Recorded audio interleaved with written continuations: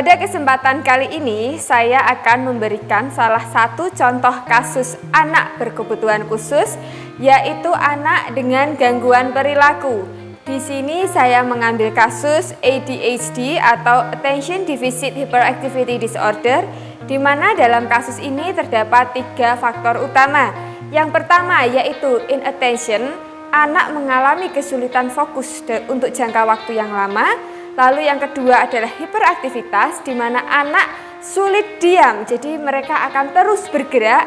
Yang ketiga adalah impulsif. Impulsif di sini artinya adalah anak mengambil keputusan secara tiba-tiba dan tidak pikir panjang. Di sini saya mengambil salah satu contoh kasus anak, di mana anak tersebut bernama Bagus.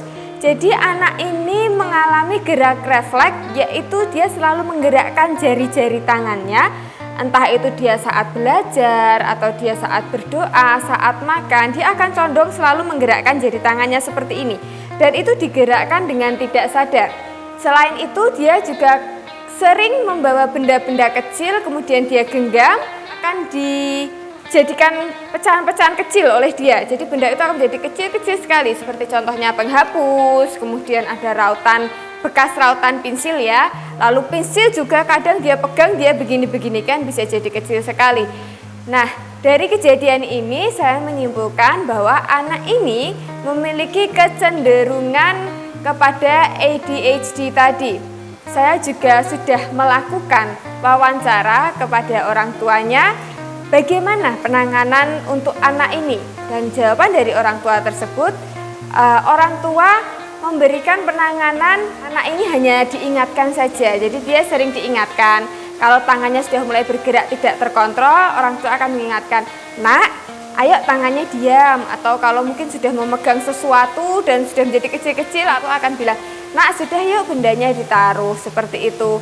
Lalu ada juga beberapa yang bisa saya ambil untuk penanganan anak ini adalah yang pertama yaitu menjauhkan benda-benda kecil seperti penghapus tadi, atau bekas rautan pensil atau pensil, itu dijauhkan dari anak ini agar apa? Agar pecahan-pecahan yang jadi kecil itu tidak berbahaya bagi dia. Misalnya saat masih menempel di tangan, kemudian tangan ini memegang mulut, itu nanti pecahan-pecahannya akan bisa masuk ke dalam mulut anak dan bisa tersedak. Lalu kemudian yang kedua adalah sebisa mungkin tidak memberikan tekanan terhadap anak, karena jika anak ini merasa tertekan, maka dia akan mematung, jadi dia tidak tahu harus berbuat apa, jadi dia akan diam saja dengan tangan yang seperti ini, tapi badannya diam. Lalu kemudian jangan sampai membuat anak merasa marah sekali, jadi memang sebisa mungkin kita membuat anak ini merasa di zona nyaman. Nanti setelah itu baru kita sedikit demi sedikit akan menggiring anak ini ke situasi yang lebih real. Misalnya beberapa situasi di mana, oh ya kamu memang tidak bisa, atau memang itu tidak sesuai dengan keinginanmu, seperti itu.